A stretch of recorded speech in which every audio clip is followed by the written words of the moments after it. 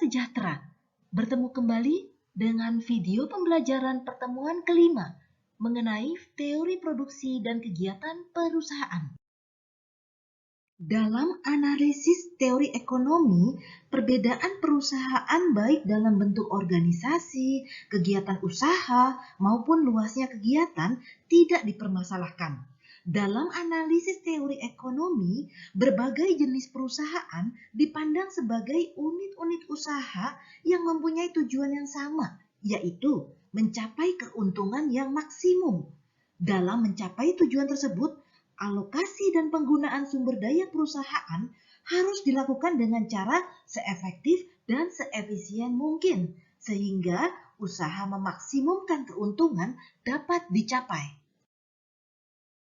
Produksi tidak mesti berarti suatu proses mengubah barang yang berwujud menjadi barang lain, seperti halnya dalam suatu pabrik.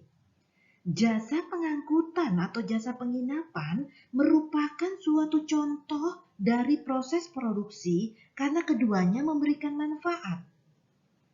Pada umumnya, perusahaan atau seorang produsen akan berusaha untuk mendapatkan keuntungan maksimum. Keuntungan yang dapat dinikmati oleh produsen pada dasarnya merupakan kompensasi dari kemampuannya untuk menghasilkan faedah, sehingga kebutuhan masyarakat dapat dipenuhi. Dalam teori produksi, ada 3 hal yang dibahas di dalamnya. Yang pertama input, yang kedua proses, yang ketiga output. Bagaimana penjelasannya? Mari kita simak. Yang pertama, input. Berdasarkan jangka waktu yang memungkinkan, apakah suatu input dapat dirubah jumlahnya atau tidak, maka terlebih dahulu harus dipahami 2 input yang ada dalam suatu proses produksi, yaitu input tetap dan input variabel. Input tetap adalah suatu input yang jumlahnya dalam jangka pendek tidak dapat dirubah. Sedang input variabel adalah suatu input yang jumlahnya dalam jangka pendek dapat dirubah. Selanjutnya, setelah input dilanjutkan dengan proses. Di dalam proses mengenal jangka pendek dan jangka panjang. Jangka panjang, semua input adalah variabel karena produsen dimungkinkan untuk mengubah semua input yang digunakan dalam menyesuaikan tingkat produksinya. Sedang dalam jangka pendek, produsen tidak dimungkinkan untuk mengubah semua input yang diperlukan.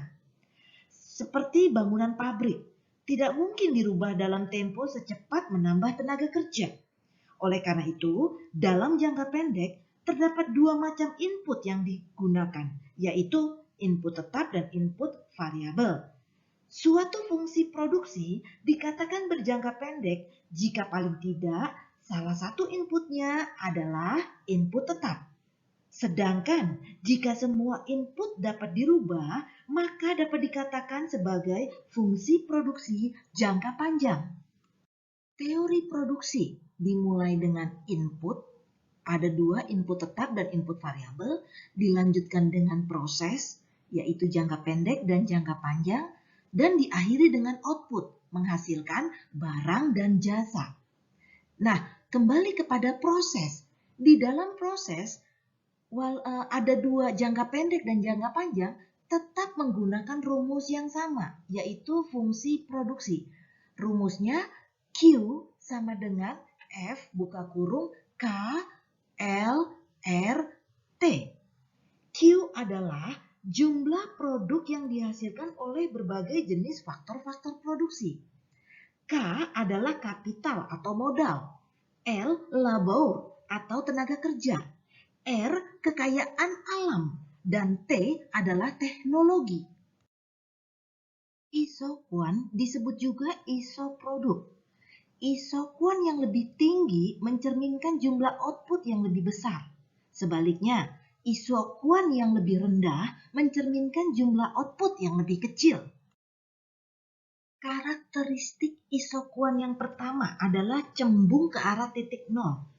Produsen dapat melakukan berbagai kombinasi penggunaan dua macam faktor produksi untuk menjaga agar tingkat produksi tetap sama. Kesediaan produsen untuk mengorbankan faktor produksi yang satu guna menambah faktor produksi yang lain untuk menjaga tingkat produksi pada isokuan yang sama atau disebut MRTS.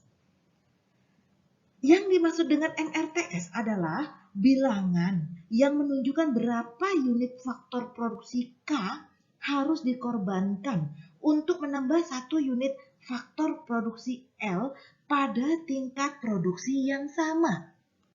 Karakteristik isokuan yang kedua mempunyai kemiringan negatif, di mana perusahaan tidak akan beroperasi pada kemiringan yang positif.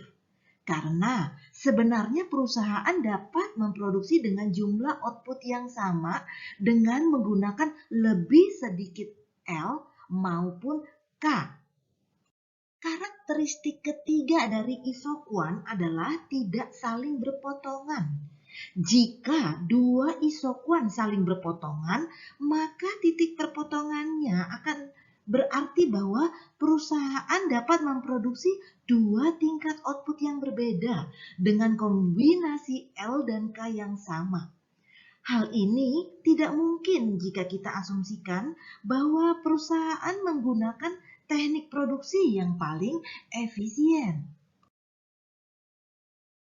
Misal suatu perusahaan membelanjakan sebuah pengeluaran totalnya atau total cost, buka kurung T besar C besar tutup kurung, untuk barang modal atau mesin.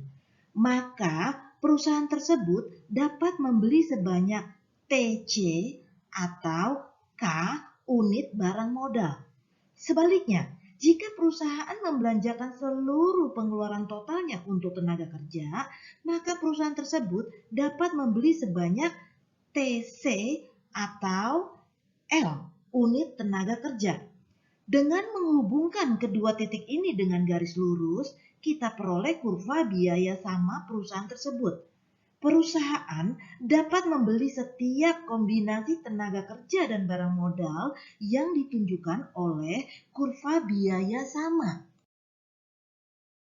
Keseimbangan dapat berubah karena adanya perubahan kemampuan anggaran maupun harga faktor-faktor produksi. Analisis perubahan keseimbangan produsen analogis dengan analisis perilaku konsumen. Perubahan jumlah faktor produksi yang digunakan merupakan interaksi kekuatan efek pengganti atau substitution effect dan efek skala produksi. Oleh karena itu, produsen juga mengenal faktor produksi inferior. Misalnya, tenaga kerja adalah faktor produksi inferior jika tingkat produksi dinaikkan. Jumlah penggunaan tenaga kerja ternyata berkurang. Perusahaan lebih senang menambah barang modal atau mesin. Dalam mencapai keseimbangannya, produsen selalu berdasarkan prinsip efisiensi, yaitu maksimalisasi output atau minimalisasi biaya.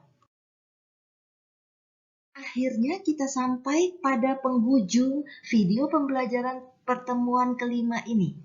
Terima kasih atas perhatiannya dan sampai berjumpa dalam video pembelajaran berikutnya. Salam.